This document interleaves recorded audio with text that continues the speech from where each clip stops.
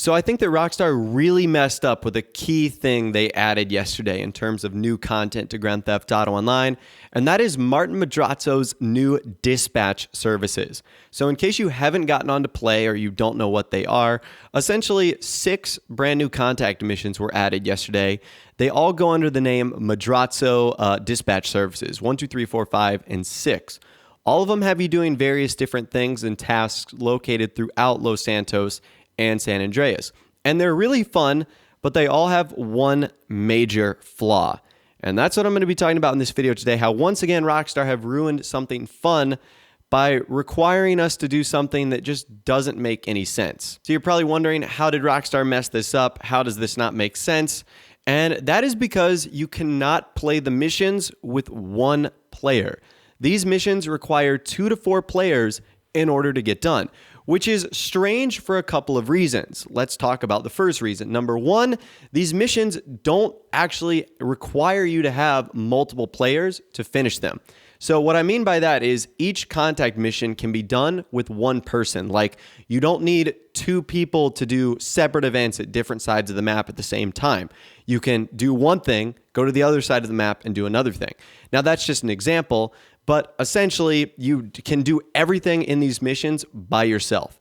But for whatever reason, Rockstar requires 2 to 4 players. The second thing is, most contact missions normally can be done with one person. So a lot of the ones given by Gerald or given by Lester can be done with one person. So why all of a sudden these new contact missions require 2 to 4 players is kind of a mystery. And this is a bummer because this prevents you from being able to grind alone.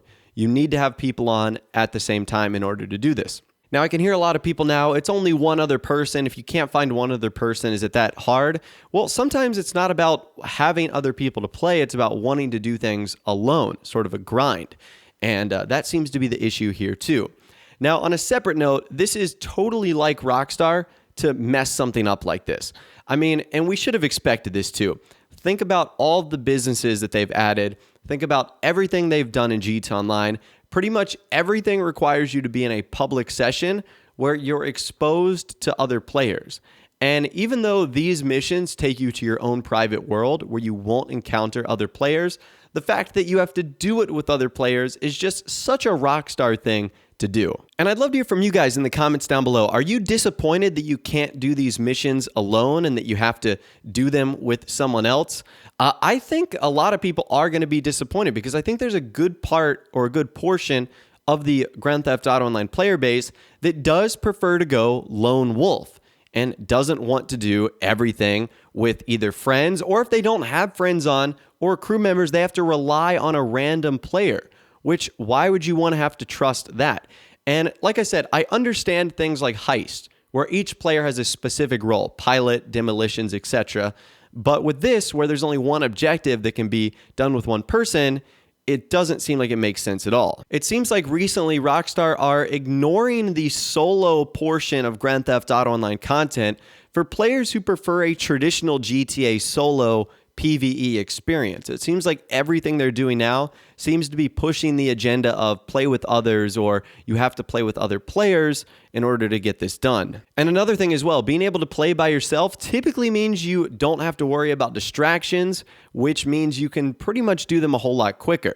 And if you're able to do these missions quicker, you're able to be more efficient, which means you're going to make more money. So I definitely think it's really cool what Rockstar did. Adding this into the game is awesome. It was unexpected.